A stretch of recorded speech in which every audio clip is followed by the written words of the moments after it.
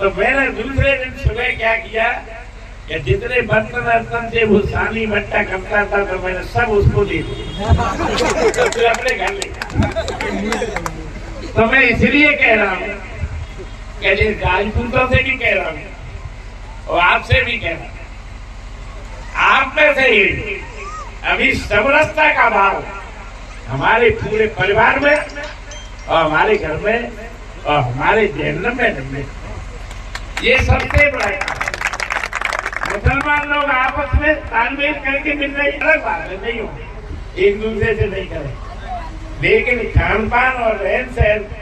हमारे बराबर के होना चाहिए। तब आपके अंदर जो हीन भावना है वो मिटेगी, आपके प्रति भी धार्मिक समाज के भी हीन भावना होगी कि हमारे यहाँ अनुसूचित जाति के लोग कभी खाने आते हैं।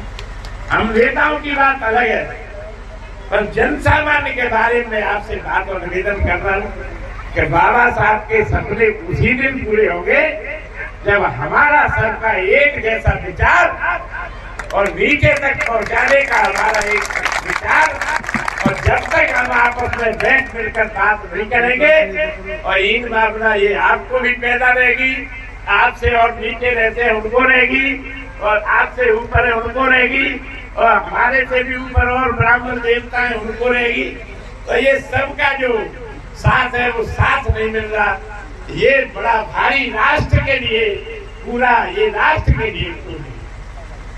के लिए नुकसान है। और जो बाबा साहब ने भारत रत्न से कई लंबे समय में भारत रत्न कब प्राप्त हुआ वकील साहब को मालूम होगी, मैं पॉलिटिकल बात साफ सीखे तो कैदी पर मैं ज्यादा नहीं कहता।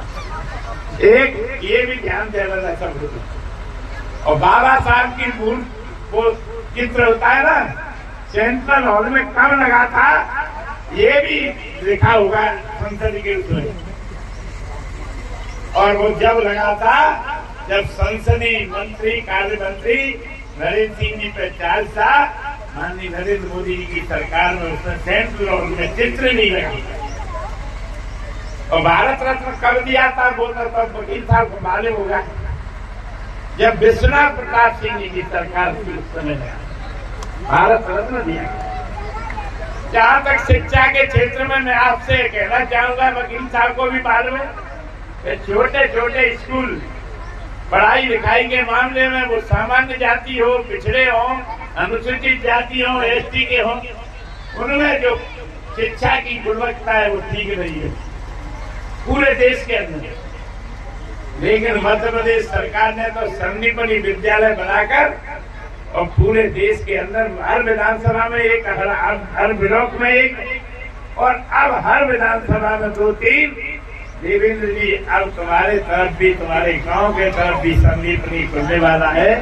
तो 10-10 किलोमीटर पर सरकार की योजना है कि संदीपनी विद्यालय शिक्षा अच्छी हो और शिक्षा में बच्चियों को भेजने का काम